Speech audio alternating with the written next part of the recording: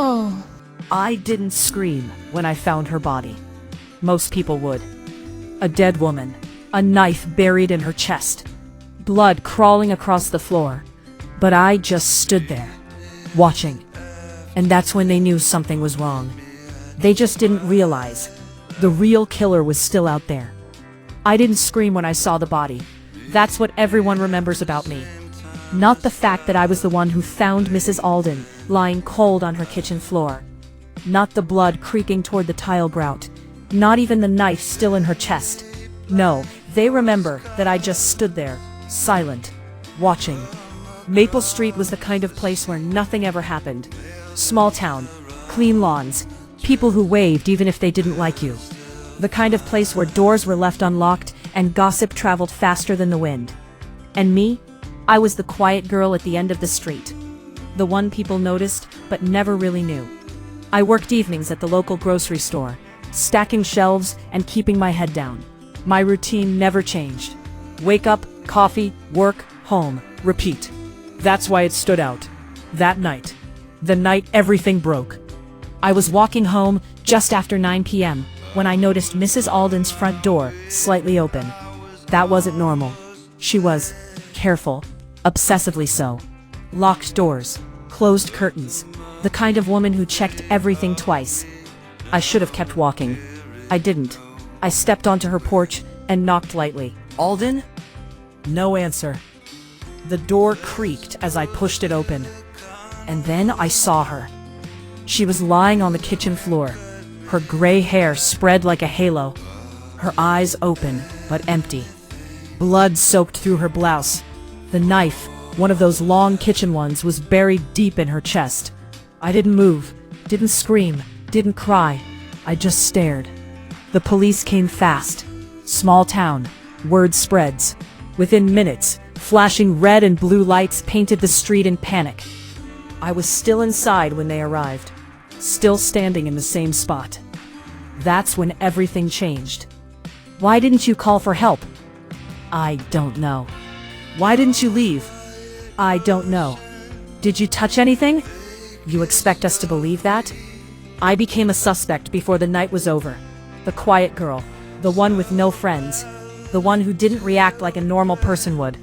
They said I was off, emotionless, detached, like someone capable of something terrible. I told them I didn't do it. They nodded like they were listening, but I could see it in their eyes. They had already decided. The town turned on me faster than I thought possible. People who used to smile now crossed the street to avoid me. Whispers followed me everywhere. She found the body. She didn't even scream. Something's wrong with her. She did it. Swear, I didn't. And deep down, I knew something they didn't. Something was wrong. Not with me. With the story. Mrs. Alden wasn't just careful. She was paranoid. The kind of paranoid that comes from fear, not imagination. I'd noticed it before. The way she peeked through curtains. The way she double-checked locks. The way she flinched when someone knocked unexpectedly. She was afraid of someone. And I think she knew them. The police didn't care about that. They cared about me. My silence. My lack of emotion. My presence at the scene. It was enough for them. Almost. Almost. There was one person who didn't fully believe it. Detective Harris. He didn't say much, but he watched. Always watching. Me. The house. The street. Like he was waiting for something. You didn't scream, he said to me one day. No. Why? I hesitated. Then I told him the truth. Because I've seen it before. That's when he looked at me differently. Not like I was guilty. Like I was hiding something. I shouldn't have said that. But it was too late. He came back the next day. And the next. Asking questions. Digging. Not just into the murder. Into me. They died when you were young. Yes. Car accident? That's what they said. He studied me. And what do you say? I didn't answer. Because the truth was, I didn't remember it like an accident. I remembered blood, glass, and a man standing outside the car, watching. But I never told anyone that, because who would believe me? Until now, Detective Harris started looking beyond me. Alden's past, and what he found changed everything. She had a son, estranged, no contact for years. No one in town had ever seen him. No photos in the house. Nothing. Like he didn't exist. Except he did. And he had a record. Violence. The kind that doesn't just disappear. His name was Daniel Alden. And 3 days before the murder, he was in town. The police found security footage from a gas station 2 blocks away. A man matching his description. Hood up. Face half hidden. But it was enough. Suddenly, I wasn't the only suspect anymore. They tracked him down to a motel on the edge of town, room 12. But when they got there, it was empty.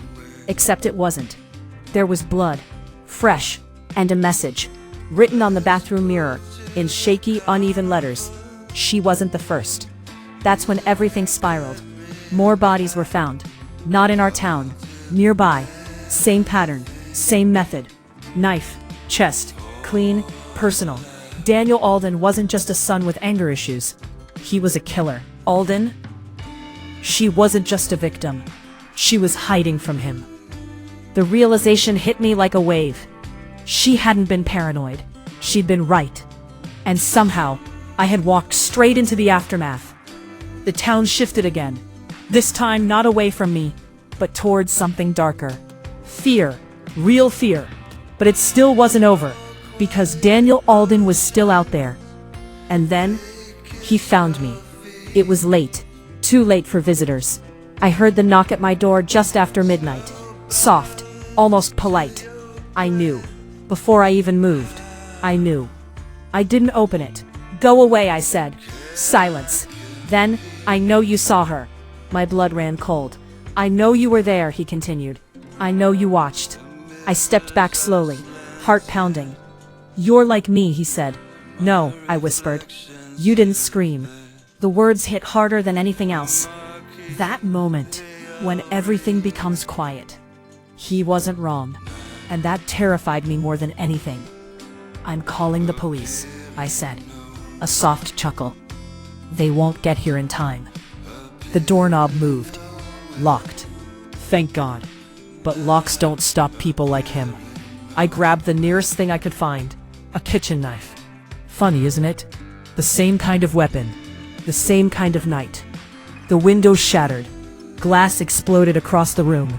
And then, he was inside. He moved fast. Too fast. Like he'd done this before. Because he had. You shouldn't have gone into that house, he said calmly. I backed away. Knife shaking in my hand. I didn't kill her, I said. I know, he replied. That stopped me. I did, he added. Silence filled the room. Heavy. Suffocating. And now, he said, stepping closer, you're going to understand why. He lunged. But this time, I didn't freeze.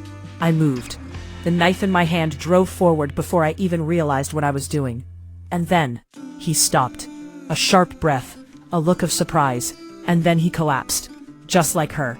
I stood there, again, watching, silent. When the police arrived, I was still standing over the body. They asked questions. So many questions. But this time, the answers were different. The evidence was clear. Self-defense, no doubt. Daniel Alden was dead. The killer was gone. The town finally saw me differently. Not as a suspect. Not as something strange. But as someone who survived. But they still whisper. Because now, they don't talk about the girl who didn't scream. They talk about the girl who didn't hesitate. And sometimes, late at night, when everything is quiet, I think about that moment. The silence, the stillness, and how, for just a second, I understood him.